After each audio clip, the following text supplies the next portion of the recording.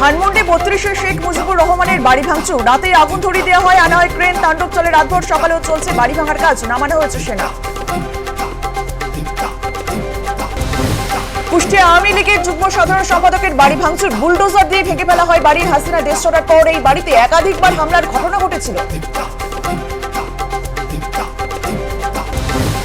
আমরা দুই বোন শেষ স্মৃতিটুকু নিয়ে বাঁচতাম, আজ সেটাও ভেঙে দেওয়া হলো। দালান ভাঙা যায়, ইতিহাস মুছে ফেলা যায় না। বঙ্গবন্ধুর বাড়ি ভাঙচুরের ঘটনায় অডিও বার্তা শেখ হাসিনার।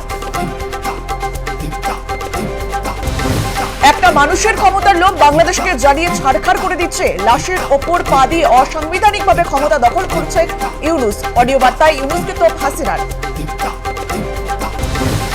শেখ হাসিনার অডিও বার্তা প্রকাশিত হওয়ার আগে সোশ্যাল মাধ্যমে পোস্ট করেছিলেন হাসনাত আব্দুল্লাহ। লিখেছিলেন, রাতে বাংলাদেশ ফ্যাসিবাদ মুক্ত হবে। বুধবার রাতেই তাণ্ডব ধানমন্ডি সহ বাংলাদেশের একাধিক জায়গায়। ধানমন্ডি 32-এ মুজিবুর রহমানের বাড়ি ভাঙচুর, বিক্ষুব্ধ জনতার। ঘটনাকে নিন্দা জানিয়ে পোস্ট করে তাসলিমা নাসরিন লিখলেন, স্বাধীন বাংলাদেশের শেষ স্থপতির নিদর্শনটুকু পুড়িয়ে ছাই করে দেওয়া হলো। উল্টাচ্ছে আপের গতি। দিল্লিতে ক্ষমতায় আসতে চলেছে বিজেপি, পেতে পারে 35 থেকে 50টি আসন। অধিকাংশ বুথ ফেরত সমীক্ষায় বিজেপির দিল্লি জয়ের পূর্বাভাস। বিশ্ববাংলা কনভেনশন সেন্টারের দুদিনের বিশ্ববঙ্গ বাণিজ্য সম্মেলন। সম্মেলন মঞ্চে মুখ্যমন্ত্রীর পাশের আসনে মুকেশ আম্বানি। বাংলার শিল্পের ভবিষ্যৎ উজ্জ্বল বললেন রিলায়েন্স কর্ণধার। আজ থেকে দেউচা পাচামিতে খননের কাজ শুরু। প্রথম ধাপে ব্যাসল্ট উত্তোলন। বিশ্ববঙ্গ বাণিজ্য সম্মেলনের মঞ্চ থেকে মুখ্যমন্ত্রীর ঘোষণার পরে সকাল থেকে কাজ শুরু।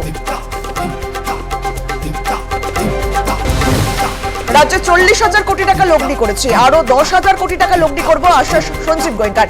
রাজ্যে কৃত্রিম মেধার হাব গড়ার কথা জানালেন আইটিসি কর্ণধার সঞ্জীব পুরী। অবশেষে দত্তপুকুরে কাটা মুন্ডু রহস্যের সমাধান। হাতে লেখা ট্যাটুর বি দেখে মিলল মৃতদেহের পরিচয়। মৃতের নাম হযরত রাসফর।